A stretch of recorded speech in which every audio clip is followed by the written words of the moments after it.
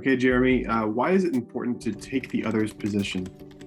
So taking the other's position, we've talked about perspective taking a little bit, and we've talked about empathy, of course, but this is a little bit more of a cognitive exercise. And I would say, so like if you're going to make an argument or you have a position and you want to create some peace with someone that has a different point of view or perspective or position than you, I would say that first, be really clear on what it is you're trying to convey and how you are positioning yourself. And then you can take the other's position by essentially trying to take on their argument. Number one, how would they argue it? And number two, what are some of the beliefs they're holding as to why they would argue it? And I'll give you an example. So for instance, let's say you've got one person who wants vaccine mandates in their company, and you've got another person who thinks vaccine mandates are wrong, right? So you've got these two different positions.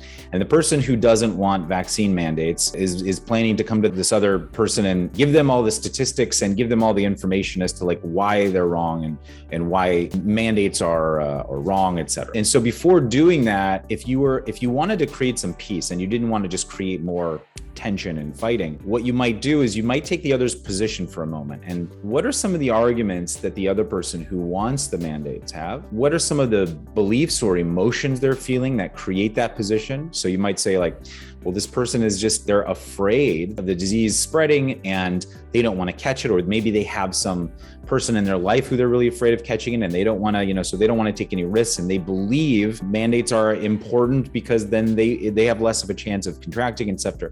And you try to put yourself in that position. What would it feel like to be afraid of that? What would it feel like? And how would you articulate it to yourself? How would you believe it?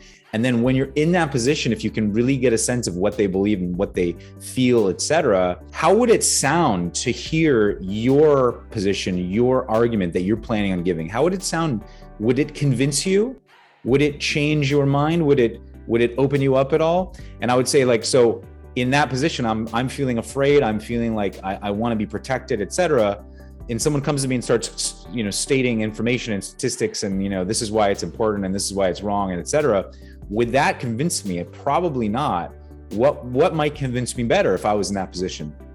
And so being able to do that and kind of switch the perspective and switch the position would be really important. Because if I'm in that other position, it may sound more like, I understand you're afraid and this is actually very concerning. You're right. It is scary.